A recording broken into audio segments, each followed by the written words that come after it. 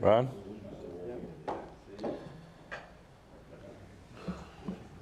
Oh, the mic is not here. Good morning, good morning. We begin today's daf. Today's daf is daf Nun Vav, 56, Meseches Bava Basra, Parak Cheskas Habatim. We begin today by thanking the Tilson and Wolf families of Eretz Yisrael for sponsoring all of the shiurim of the month of Av. So just a quick recap of where we were yesterday. So actually, this goes back to the Gemara that we started on Shabbos, which is that when a person is machzik b'nichsei hager, which essentially means that if there's a piece of property that does not have any owners, because the ger passes away, it doesn't have any yarshim, doesn't have any halachic family members, and therefore his estate is essentially left up for grabs. So now we talked about a person who comes by and wants to make a kinyan, wants to acquire the piece of property, and we spent time talking about what happens if there's a meitzar, or if there's some type of pathway in between. That was Shabbos' Gemara, and we went off onto a number of other discussions about different things that can divide a piece of property. So now the Gemara moves on to talking about this chatzav. So yesterday, it was brought up yesterday with, if you go all the way to the bottom of Nun Hey Amud Aleph, we had Amar Rav Asi, Amar Rabbi Yochanan, Hameitzer ba'achatzav mafsikim b'nichsei hager, and then it went on to distinguish between nichsei hager and peya and tumah. So that was yesterday's Gemara, and now we had Ravin, Amar Rabbi Yochanan, who said even with regard to peya and tumah, there is going to be this machlokes. And now the Gemara goes on to Shabbos. So yesterday, I know the Rav already started it yesterday. We'll just quickly review it, just so like this we can pick up on today's Gemara easily. So then we had, halfway through the Amud, we had Avol Shabbos lo. When it comes to Shabbos, we're not going to be able to use this meitzar and this chatzav as a division. And then the Gemara went on and described what it was talking about. So we'll start 4 lines from the bottom. Tanya. Rava Amar, Rava says 5 lines from the bottom. Rava Amar fil in Shabbos.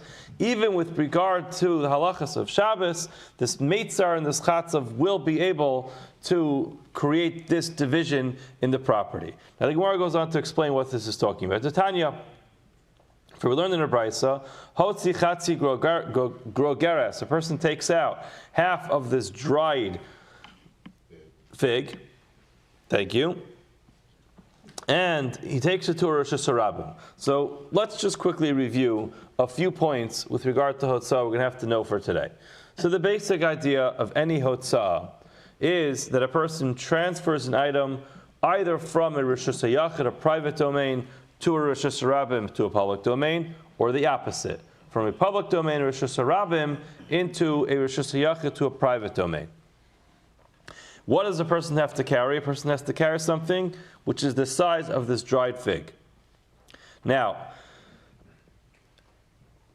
when it comes to a person violating Shabbos, there's different levels. There's a mazid. A person who violates Shabbos intentionally does not get the opportunity to be able to bring a carbon chatos. A carbon chatos is reserved as an opportunity for a kapara, for an atonement, for a person correcting the violation of Shabbos only if it's done unintentionally by mistake.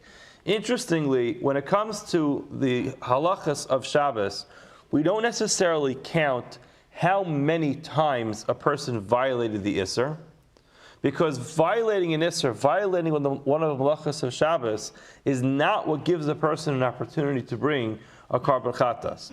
Rather, it's divided in how many shigagos the person made. How many mistakes, how many errors did the person make? A shogeg is defined by a person either forgetting that it's Shabbos today, which is probably the most common way that a person will violate Shabbos, by mistake. He wakes up in the morning, forgets that it's Shabbos. Or it's defined by a person making a mistake, thinking that a particular act is permissible. So Rashi writes this clearly in Paraklal Gadol, Masechah Shabbos. And actually, that's where the entire discussion with regard to all these mistakes is listed. And over there, Rashi tells us a shogeg, a mistake, is defined by a person forgetting that it's Shabbos, or forgetting that this particular act is forbidden. Now, when we are determining how many chatos a person has to bring for multiple different forgettings, we're always going to count the ha'alamos. How many forgetful or slips did the person have in this lapse of memory about whatever it is that he's going to do? Not necessarily how many malachos, how many actions did the person do, but how many forgettings did the person have. Now, in our case, what we have to know is whether or not we can take two separate forgettings and put them together to be able to create a whole. Why? Because when a person transfers an item from a private domain to a public domain, the requirement has to be that he transfers something that meets that limit, that size, that fig size, right? That dried fig size from a Rishus Yachid to a Rishus Rabbim, or from a Rishus Rabbim to a Rishus Yachid. Now, if he carried only a half of this fig volume from a Rishus Rabbim to a Rishus Yachid, or from a Rishus Yachid to Rishus Rabbim, then he would have to, in the same forgetfulness, carry the other half. That's one thing to get down. Then that we also have to be able to understand the concept of different rishuyas. So we already mentioned there's Rishus Rabbim, public domain. We have Rishus Hayachid, which is a private domain.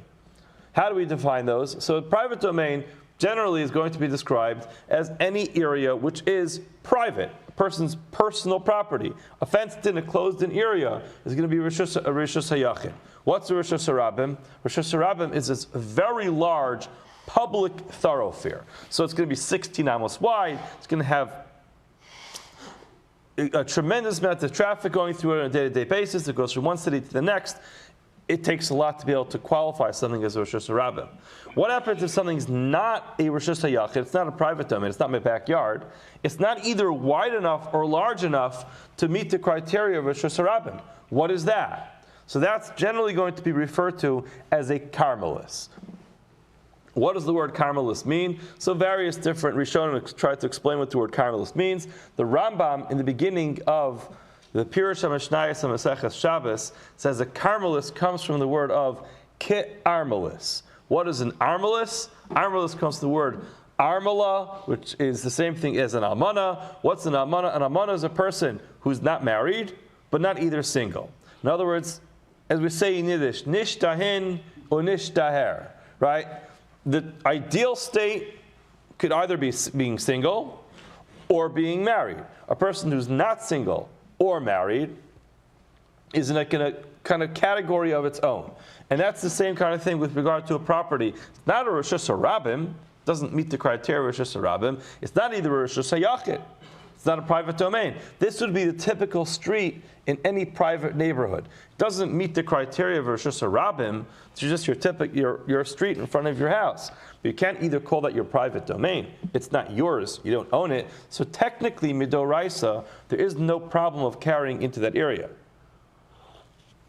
However, Chazal went ahead, made a takana that you're not allowed to carry there.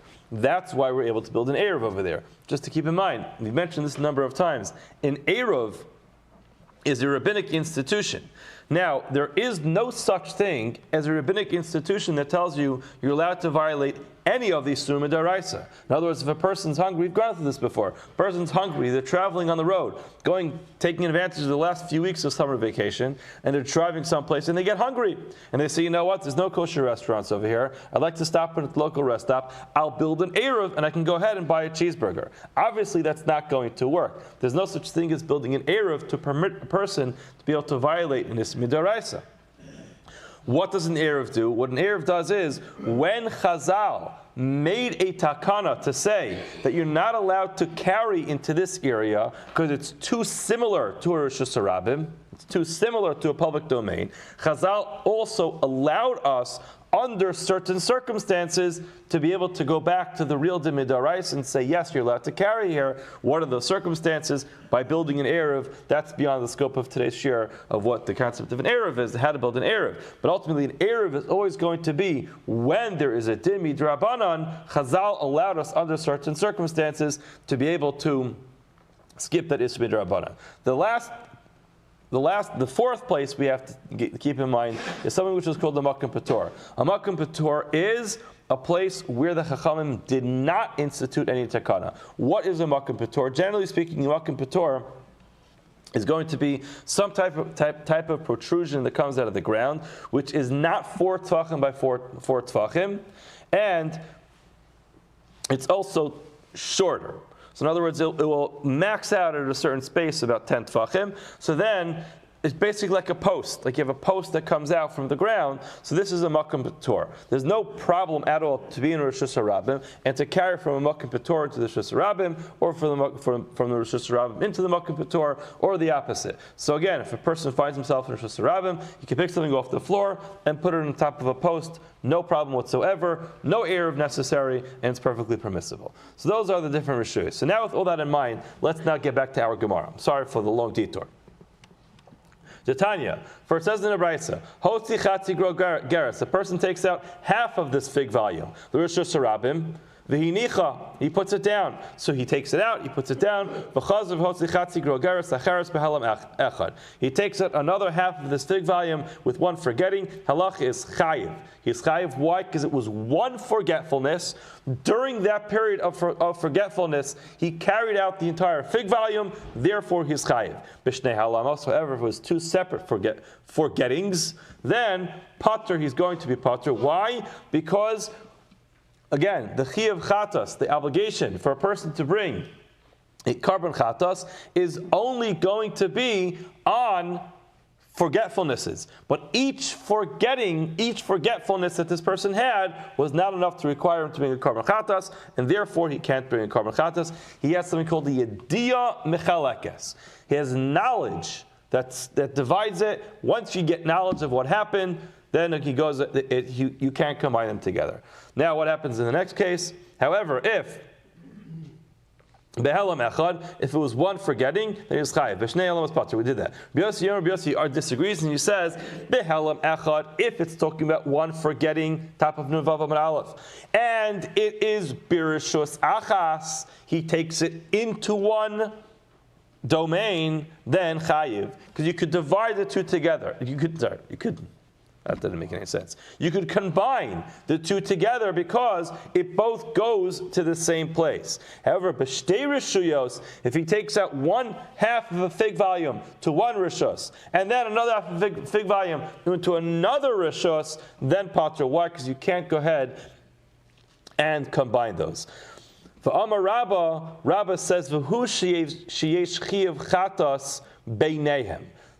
The only way that you're going to be able to say that he's pater if he goes to two separate public properties is if there is a reshus hayachid in between those public properties. So it has to really be two really divided, separated public domains. How is it going to be separated? Because there's a private domain in the middle.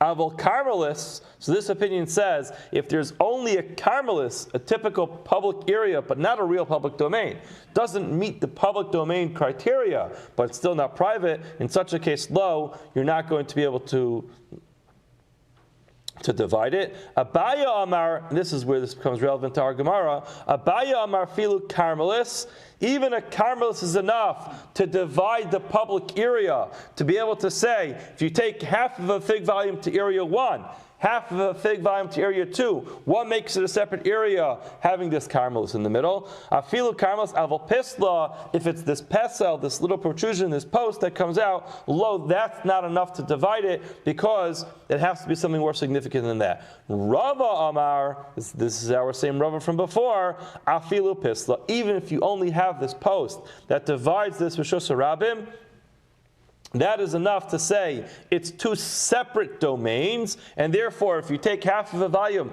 to domain 1 and half of a volume to the other side of this post to domain 2, then it's going to be a separate area. You can't combine it, and therefore the person won't be able to bring a karban chatas for the combination of those half fig volumes.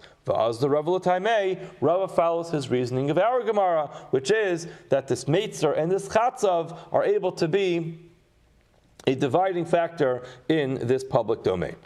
The Amar Rava, Rosh Shabbos, Kurshos Gittin, and because Rava says Rosh Shabbos is Kurshos Gittin, the Amar Rava, Rishus Shabbos Rishus Gittin Dami.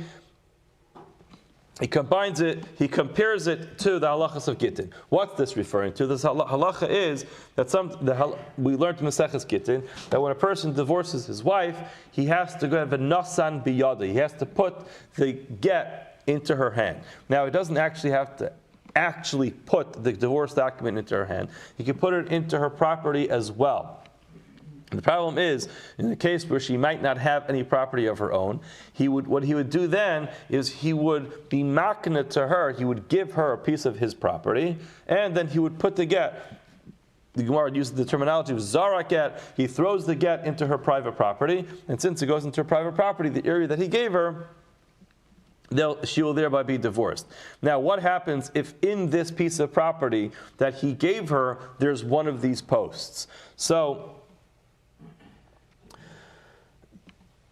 if you look at the Rashbam, over here he says, if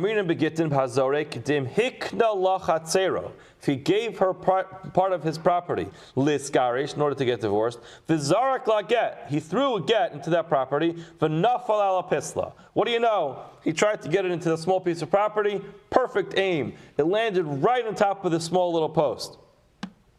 Shebachatzer, eina megurashes. Why? Pisla makom acharhu b'fnei atzmo. This domain, this little post that comes up, it's an entirely different area. The Eino Bechlal Chatzer, it's not part of the courtyard that he gave her. The Chatzer Hiknala Velo Pisla.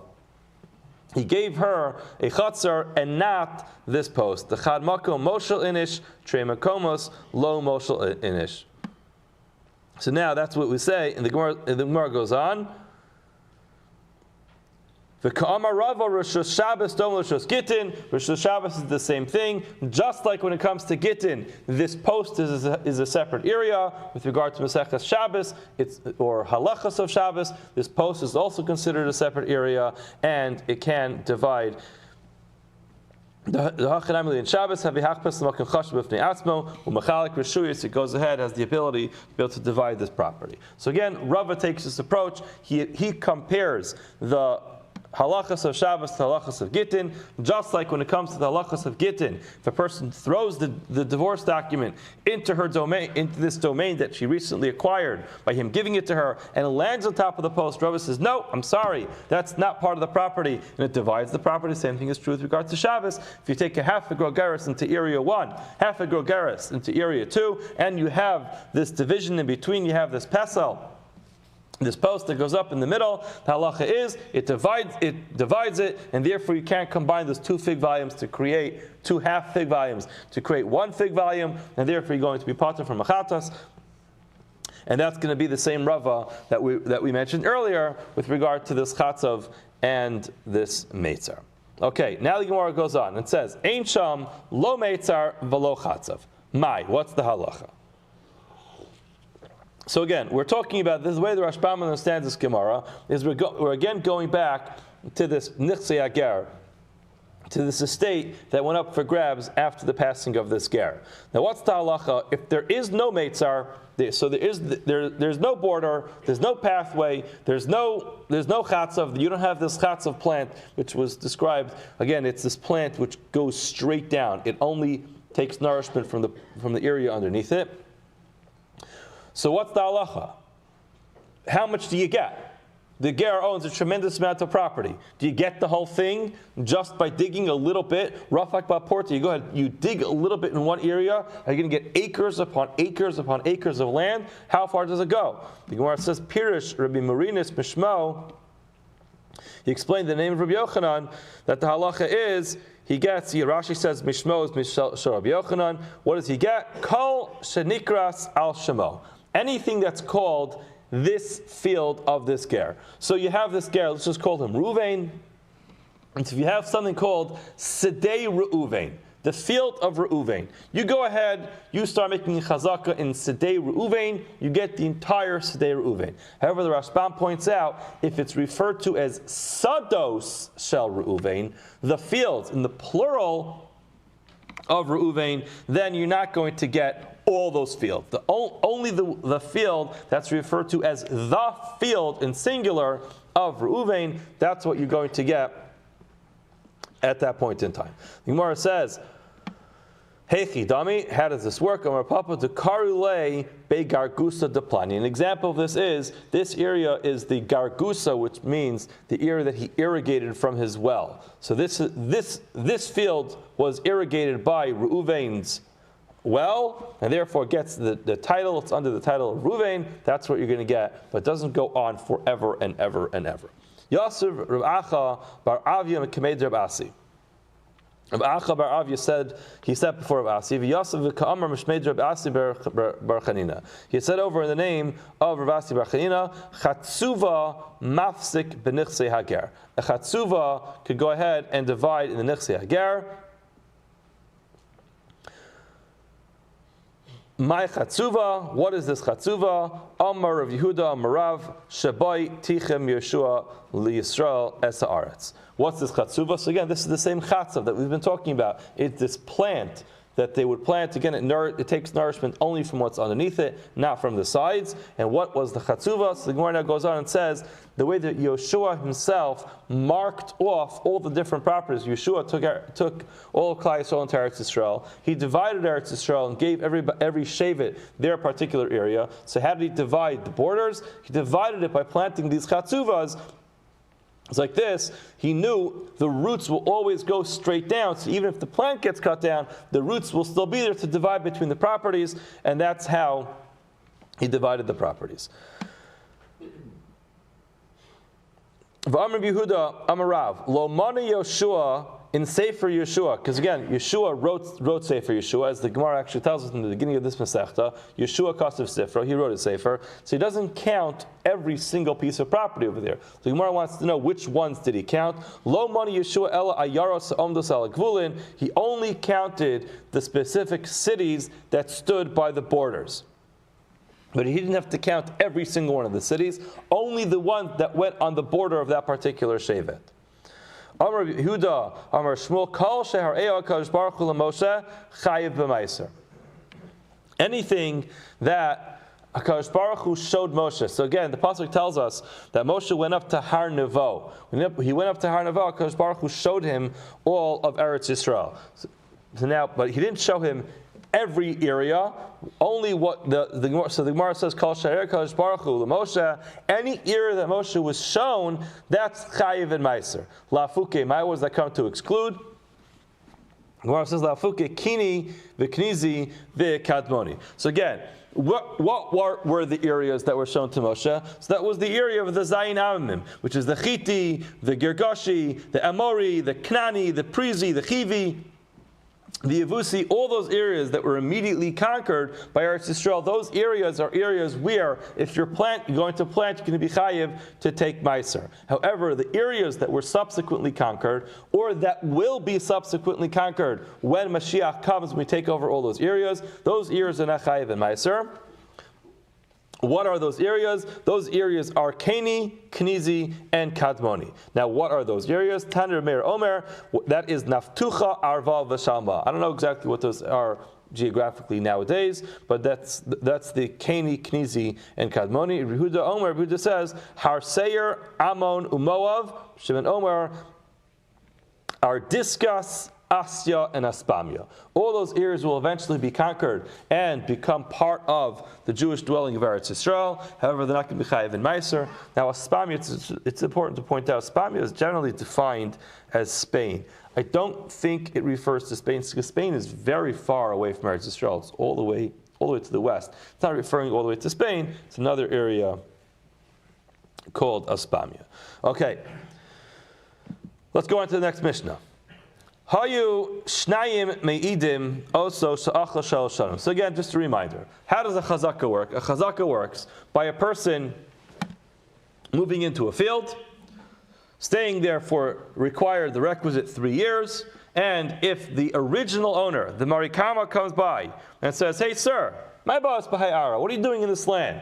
He responds, he comes up with a claim, and he says, "What do you mean? What's your problem? I bought this land. I own this land because I got it as a gift, or I inherited this land." But in this case, we're talking about a marikama. So there's our area. There's a person coming by, and saying, this land used to belong to me, what are you doing here? So he responds and he says, I bought this piece of property and I was here for the required 3 years. Now how does he validate his chazakah? He brings 2 Eidim who testify on his behalf that he was there for the required 3 years. Now the problem just over here is that those Eidim were found out to be Eidim Zomim. So let's just quickly go through what Eidim Zomim are. When 2 Eidim come to Beis Din and they testify on behalf of somebody, they're believed. Because Al Pi Shnayim Eidim Yakum Davar. You can establish a set of facts based off of 2 Eidim, based off of 2 witnesses. What happens if 2 other Eidim come in and they testify the opposite? And they say, it's not true. This guy wasn't there. So then what you're left with is a treyu trey. You have Eidus, which is mukash, but you can't necessarily invalidate the first set of Eidim, because 2 say yes, 2 say no. Why should we believe one set over the others? However, when it comes to Eidim Zomimin, we do indeed dismiss the first set of Eidim. What are Eidim Zomimin? Eidim Zomimin is when the second set of Eidim don't directly contradict the testimony of the first group, but they testify that it can't possibly be true that the first group actually is telling the truth. Why? Because they say, we testify that the first group of Eidim were in a different city at the time of their story. So for example, 2 Eidim come in and say, in years 2021, 2022, 2023, we saw that this guy was occupying the property, so we're testifying in his behalf they made a chazakah. And another group comes in and says, I don't know how these Eidim can possibly testify that Reuven was in this land for 3 years. We were actually next door neighbors with that first group of Eidim. We lived in Yerushalayim, and none of us went to go visit that city. So Imanu Hayisa, you Eidim, you're testifying that this guy was in the property. Your Eidus can't possibly be true. Therefore, why? Because we were with you in a different location. You couldn't have seen him over there. The halacha is those Eidim become, the original Eidim become Eidim Zomimim. And the pasuk says, Vasisam lo kashar zomam lasos liachiv. Whatever they try to accomplish with their false testimony, they then have to pay back. So in this case, you have Marikama, the original owner, owned the field, and then you have this guy who's making chazakah. He's trying to steal someone else's property, so he brings these false witnesses to validate his chazakah. Since those Eidim try to get the original owner to lose his field, they are then obligated to pay back to the owner the value of that field that they tried to get him to lose. That's what our Mishnah says. 2 witnesses come by, and they say that, let's just use names over here. Reuven took possession of this field and was here for 3 years. The Nimtzu Zomin, turns out that their Eidos can't be true because they were in a different location. Meshamin lo es hakol. They have to pay the original owner everything. What does hakol mean? So the simple understanding of hakol is because at the end of today's Mishnah, in the Seifa of the Mishnah, we're going to find out that sometimes it's going to be divided.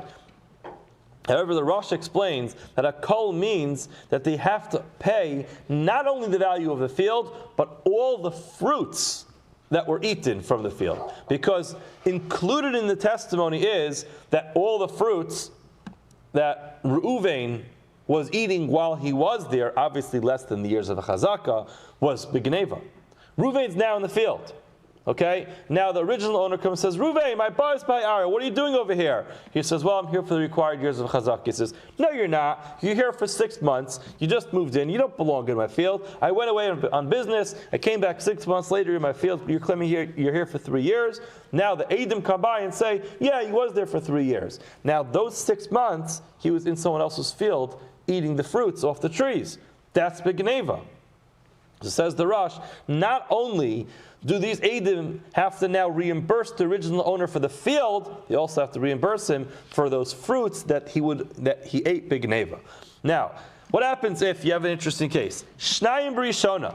2 Eidim come by and testify that Reuven was there for year 1. Shnayim b'shniya. 2 Eidim come by and say that Reuven was there for the second year.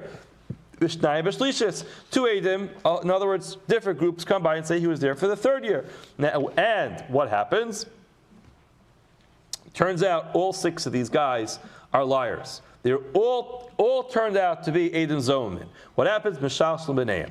In such a case, they'll divide it, and they have to split the cost of the field into all those groups, and they pay it that way. What happens if Shlosha Achim? You have 3 brothers. The Echad Mitztaref Imahem. One person combines with each one of them. Harei Elu Shalosh Eduyos Vein Eidos Achas La'azama. What does this mean?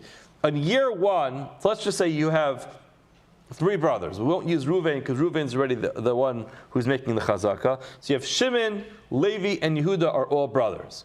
Shimon and random guy testify that Reuven was there for year 1. Levi and random guy testify that he was there for year 2. Yehuda and random guy testify he was there for year 3. So now that edus is fine. Brothers can't testify together, but on each year, the brother is coming with another guy. So each one of those edus is fine, because it's Shimon and a random stranger. Levi, random stranger. Yehuda, and random stranger. That edus is perfect. However, we could accept that edus. However, when it comes to hazama, you have to be mazim all of them together. In other words, as Rashbam says, Hareilu gimel eduyus lachi kasher edusan. Why? Because Ashata de Kamasid Hai, on the year that this brother is testifying, Lo Kamasid Hai. The other brother is not testifying. In other words, the Eidos will be fine because they're not testifying about the same matter. However, Eidos Achas Hazama says Rashbam, Shim Huzmu Mishalstum Beneim, V'gam Eini Zoman Ad Shizumakul. And you have to go ahead and if you want to call this group of Eidim Zomin, you'll have to find that all 3 brothers and the 3 strangers are Eidim Zomin. If you can't get all of them to be Eidim Zomin, the Eidos stands. And now once you accomplish and all 6 of these guys are Eidim Zomin, halacha is, then they will divide the cost of the Hazama price between all 6 of them. Gemara says, Masnis in our Mishnah, Delok Rabbi Kiva does not follow the opinion of Rabbi Kiva. What's this referring to? So look at Rashbam. Rashbam tells us, the chashav legimel kitos shel edim eidos achas l'shalosh shnei chazaka.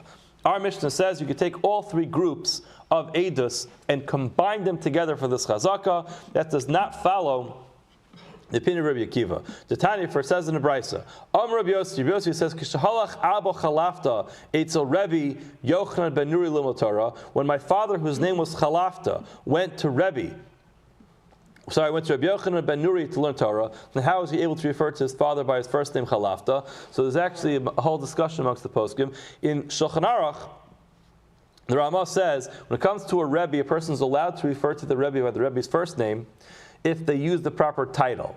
And the Gra says that the same thing is true with regard to a father. If a person uses the proper title, like Rabbi Umori, he could refer to his father as well by the first name. However, there are those who, like Yam Shel Shlomo, disagrees and says when it comes to a father, you can never refer to him as by the first name. So if that's true, it could be that the Abu Chalafta, in this case, was not Rabbi Yossi's father, although generally Rabbi Yossi is the son of Chalafta. But either way, he says when Abba Chalafta went to Rabbi Yochanan ben Nuri to learn Torah, Ba'amri lo Rabbi Yochanan ben Nuri it's Abba Chalafta. Some say it was the other way around. That Rabbi Yochanan ben Nuri came to his father, limud Torah Amar lo. He said to him, Harei sha'achla shana rishona. Person was in the field for year 1, b'fnei shnayim, in front of 2 Eidim. Shniya b'fnei shnayim, the second year in front of 2 other Eidim. Shlishis b'fnei shnayim, year 3 in front of 2 other Eidim. Ma'o, what's the halacha? Amar lo, he said to him, Harei zu chazaka. It's a good chazaka. No problem. He was there for 3 years. 3 separate groups of Eidim are testifying for that. That's perfectly fine. Amar lo, he said to him, Afani Omer Kain, I say the same thing. So this is a conversation between Abba Chalafta and Yochanan ben Nuri. Ella Rabbi Kiva chalak b'davar. Rabbi Kiva disagrees on this matter and says, nope, you have to have one group of Eidim testifying on the entire 3-year block. If you don't have one group of Eidim testifying on the entire 3-year block, then it's not good. Why? Why does Rabbi Kiva say this? Shahaya. Kiva Omer, Kiva used to say, davar. It says, al pi shnayim, or al pi shlosha Eidim, yakam davar. They could establish establish a matter. However, davar, it comes to exclude below chatzi davar. They can't establish a half of a matter. And since a chazaka on 1 year is only a half of a matter, therefore that's not sufficient. They have to testify on the entire block. Rabbanan, now the Gemara says, hold on. Seems like this is a Gzeras HaKasav. How could the Chachamim argue on this and say you can have two Eidim establishing a Chazaka on 1 year? A Chazaka on 1 year should be a Chatzi Davar.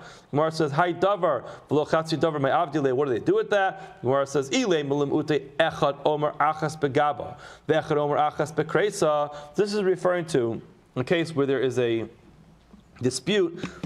I shouldn't say the dispute. There's uncertainty about a girl as to whether or not she is a gedola. The truth is, it's not specifically a girl, just referencing this case. But there is a discussion whether or not this girl is a gedola, whether or not she's chayav in mitzvahs. So you have two eidim come by and testify that they testified that she had siman and she had grown the hair, which is a sign of her being a gedola. So if one aid comes and says, "Oh yes, I saw a hair on her back." One says he saw it on her stomach, which is a clean way of saying also mako. You saw it in her private area.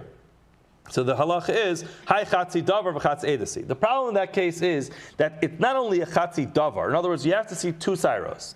In order for us to validate that someone is a gadol or gadola, they have to grow two hairs. Now, the two aids would have to testify that they saw both of those hairs.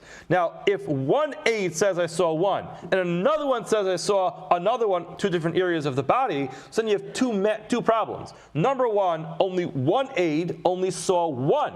So that edus is not good. Another thing is it's only one aid who saw one. So it's half of an edus on half of a matter. So it's a double negative. You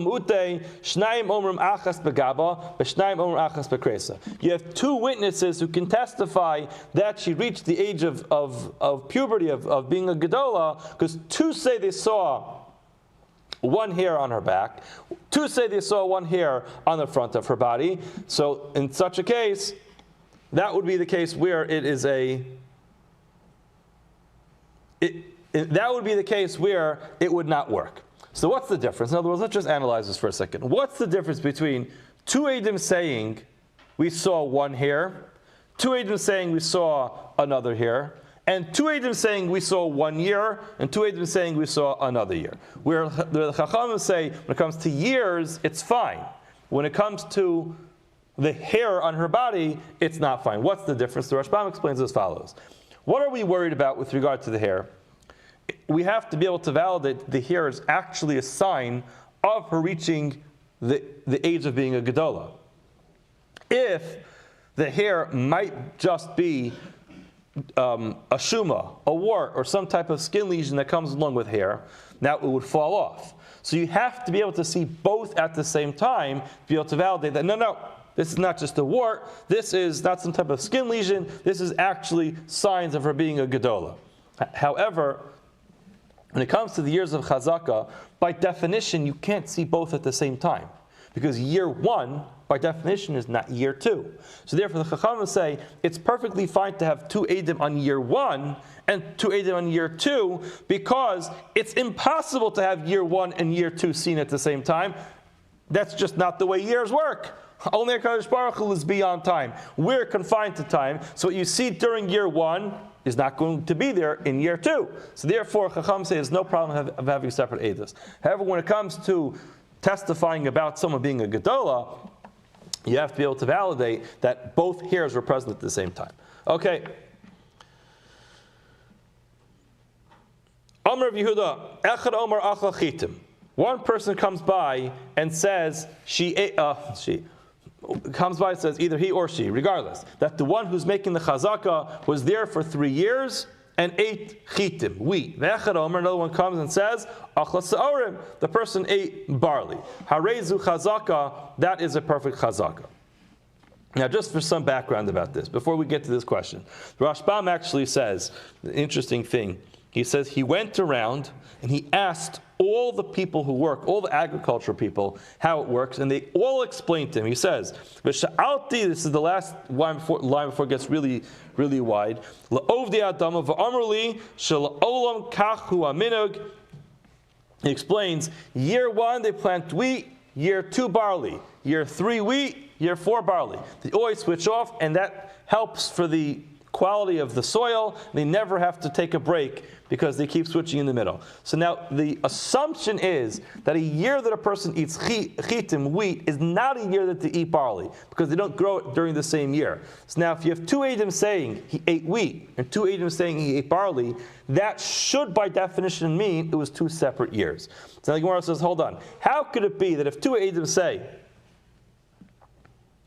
if one aid says he ate wheat and another aid says he ate barley, that will accept both of those aidos, it can't be talking about the same year. That's why the Gemara asks the following question. If that's true, one person says, I saw this guy in the field during years 1, 3, and 5. Another person says he was here 2, 4, and 6. Are you going to tell me that's a chazak? And of course not, because you don't have 2 eidim on the years. You have 1 aid on 1, 3, 5, 1 aid on 2, 4, 6. You don't have 2 eidim testifying that the person was there for any three years. So again, how could it be that if you have 1 aid saying wheat, 1 aid saying barley, you're going to combine them? By definition, those won't be during the same years. The Gemara says, no, you misunderstood the whole thing. Amalei Rav Yehuda responds that hachi hashta. What's going on here? Hasam b'shat de kamasid mar lo kamasid mar. The aid who's saying year 2 is not testifying on year 1. And the aid who's testifying on year 3 is not testifying on year 4. So therefore you can't combine them together. However, hacha tarvayu b'chad shata kamasid. In our case, what he meant was they were both testifying about the same year. However, they added in extra details which are not necessary. You don't have to say what he was eating. They added in, oh yes, he was there during the year of Tafshin Pei and he was eating barley. The other guy said, yes, he was there during the year of Tafshin Pei and he was eating wheat. Now the problem over there is they did contradict each other. However, Tarvau b'chad shata kamasid ma'ikol meimar bechitil sa'ari lava daitayud inshi. Not everybody is an agricultural expert, and not everybody knows the difference between a stalk of wheat and a stalk of barley. You know, when you go to the store and buy wheat, maybe you could tell the difference between a wheat kernel and a barley kernel. However, not everybody knows when you see a farmer working in the field, driving this massive tractor, loaded up on the back with all types of stalks, that this is wheat or this is barley. The guy thought it was barley, he thought it was wheat, but again, it's not an essential detail in terms of the chazaka, it just happens to be a fact that he added in. We have 2 minutes, let's try to get to the Mishnah. Shlosha achim, 3 brothers, ve'echad mitzarfim, and 1 person is combined with them to create edus. Harei elu shlosha eduyos, ve'in edus achas lazama. It's 3 different edus, and in other words, and it's acceptable even though there's 3 brothers. However, it's one edus with regard to hazama. You have to go ahead and be mazim them all together. There was a star, top of Nzayin Amud Aleph. Devichasimi alei trey. 2 people signed in it. Shachiv chad minayu. One of them died. Asa achua dehai dekai, the brother of the one who was still alive. So again, there was a star, a document that had 2 Eidim signed on it. Now one of the Eidim died. Now the live aid came, he verified this is my signature. Now we want to verify the signature of the dead aid. So now the brother of the live aid comes to say, yes, this indeed is the signature of that aid. And he came along with another person. Savar Avinu Lememar, Hainamas Nisan. It's our Mishnah. Just like in our Mishnah, you could combine a brother with another person for the other eidos because it's not really relevant. So you could also include a brother in this case. However, Rashi said, no,